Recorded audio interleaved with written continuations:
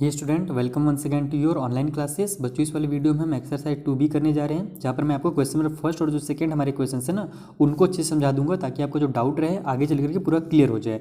Standard form में जो doubt होता है बच्चों का वो हमेशा के यहाँ पर आपका क्लियर हो जाएगा। तो आइए स्टार्ट करते हैं ये वीडियो। और हमेशा की तरह मैं आपको बताते चलूँ कि हमने जो प्रीवियस वीडियो बनाया है एक्सरसाइज 2A का, और जो मैं आगे की वीडियो बनाऊंगा इसी एक्सरसाइज का, किसी भी एक्सरसाइज का 2C का, है ना, उन सभी का लिंक नीचे डिस्क्रिप्शन में मैं आपको प्रोवाइड करा दूंगा। वहाँ जा करके आप अपने सारे डाउट्स क्लियर कर सकते हो, यानी कि आपको बार बार सर्च करके परेशान होने की जरूरत नहीं है।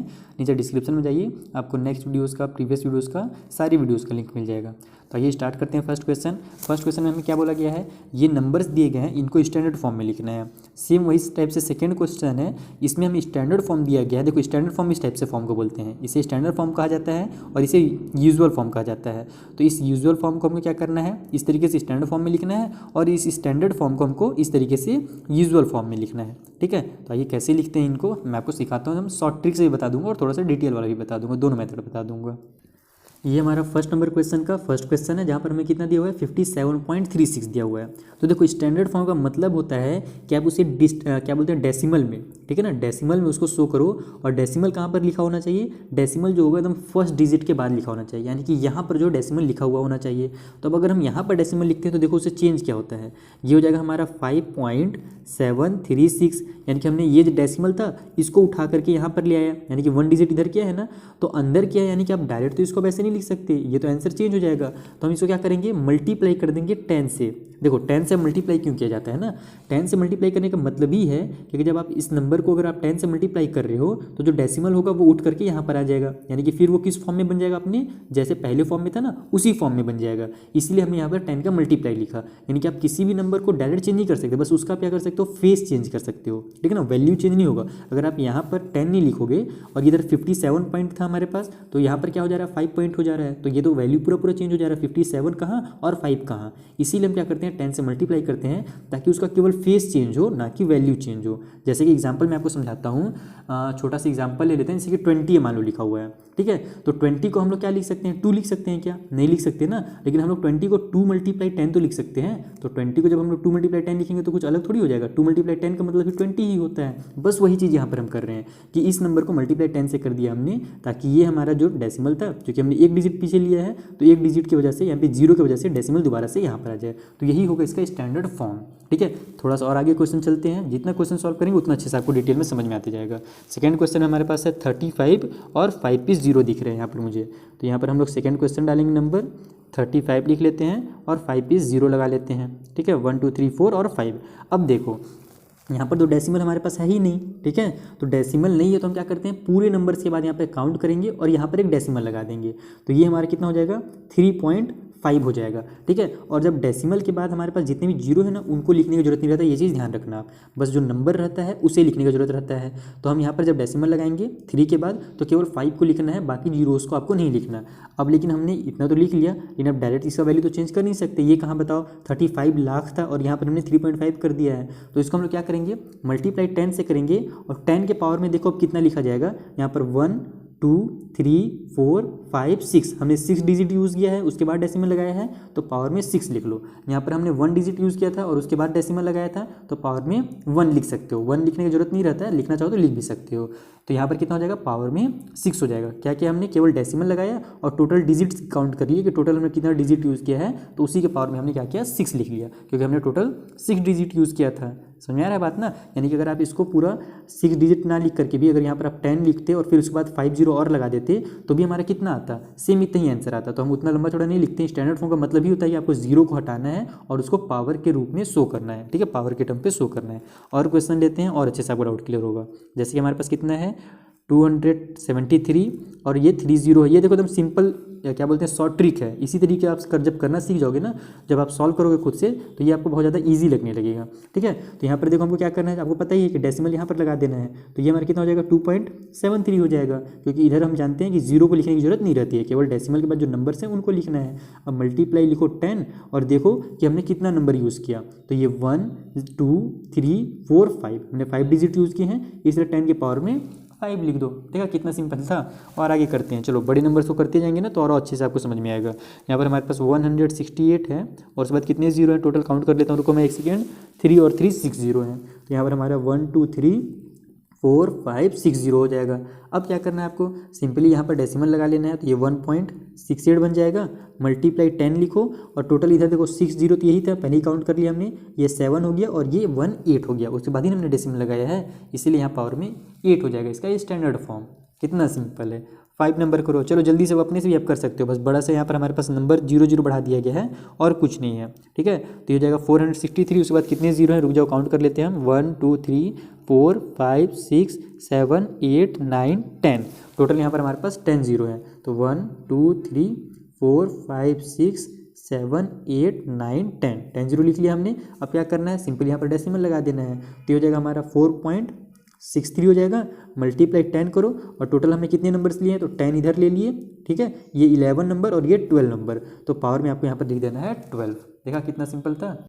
अब जो लास्ट क्वेश्चन है आइए उससे भी कर लेते हैं। क्वेश्चन नंबर जो हमारा 6 है, कितना दिया हुआ है, 345 मल्टीप्लाई 10 टू दी पावर 5। तो देखो यहाँ पर पहले से तो पावर के टर्म पे तो दिया ही हुआ है, लेकिन डेसिमल लगाया है क्या, नहीं लगाया है, तो हमको क्या करना पड़ेगा, इसमें डेसिमल लगाना पड़ेगा। तो हम क्या करेंगे, यहाँ से 1 और 2 डिजिट काउंट करेंगे और यहाँ पर डेसिमल लगा देंगे, तो ये हो जाएगा हमारा 3.45, ठीक है, मल्टीप्लाई में 10 के पावर में देखो पहले से 5 था, ठीक है, और यहाँ पर हमने 2 डिजिट और यूज़ किया है, तो कितना हो जाएगा, 5 और 2 7 हो जाएगा। ये हो गया इसका आंसर, डायरेक्ट। इसको आप एक लाइन और बढ़ा करके अगर बनाना चाहो तो देखो कैसे बना सकते हो, ये हमारा 3.45 हो जाएगा, ठीक है ना। 345 हमने कितना लिखा, 3.45 लिखा, तो इसको हम क्या करेंगे, 10 के पावर में 2 लिखेंगे पहले, क्योंकि हमने यहाँ पर डेसिमल के बाद 2 डिजिट लिया है, तो 10 के पावर में 2 लिख लो और उसके बाद ये जो बच गया हमारे पास उसे उतार दो, यानी कि 10 के पावर में 5।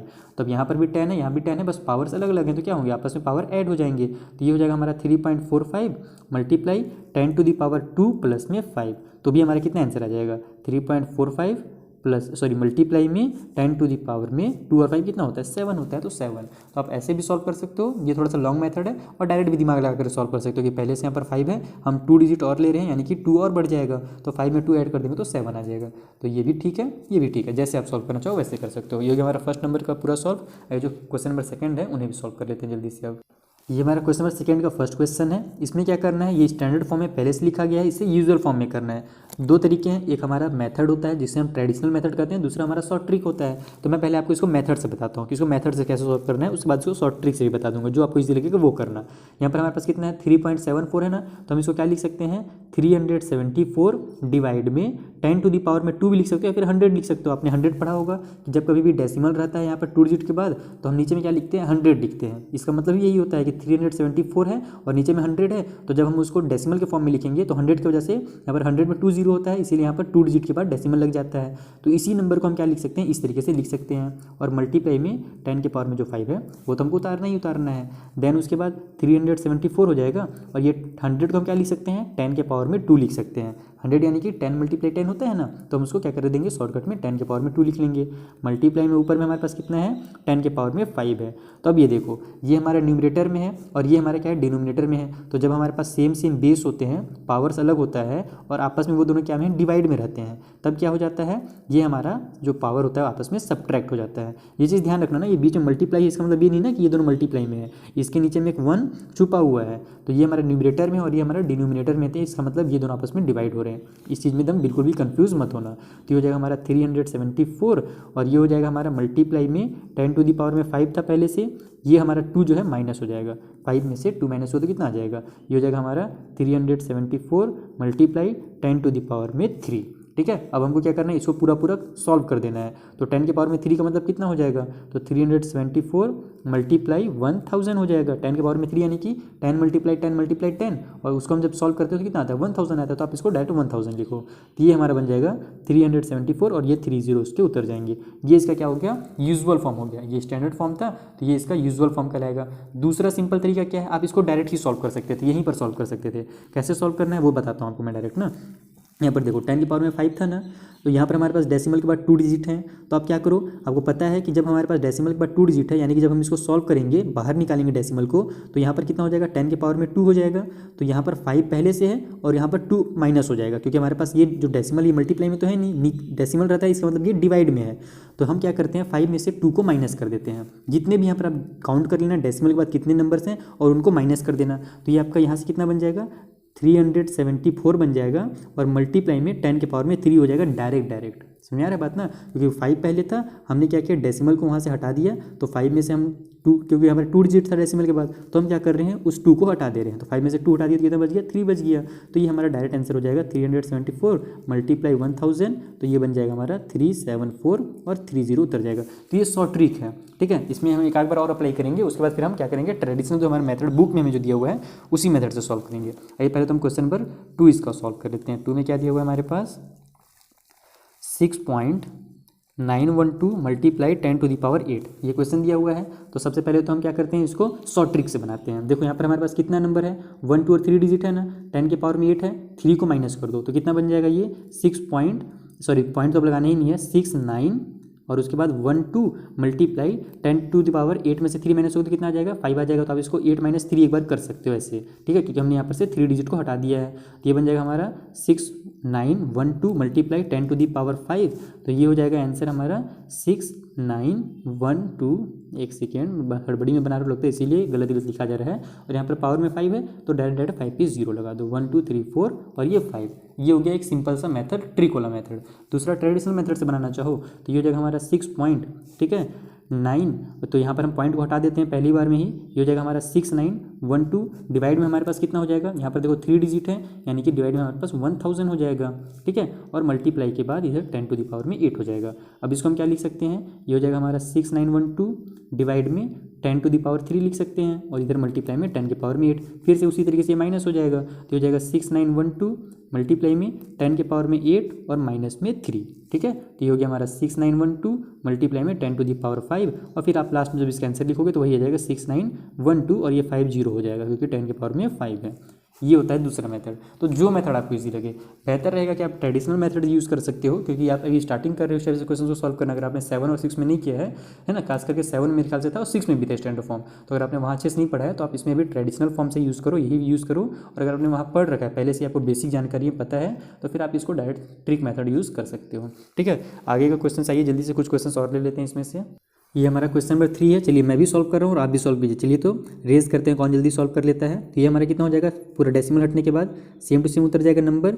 डिवाइड में बस यहाँ पर हमारे पास 4 डिजिट था, तो यहाँ पर डिवाइड में कितना हो जाएगा 40 वाला नंबर हो जाएंगे, यानी कि 10,000 हो जाएगा।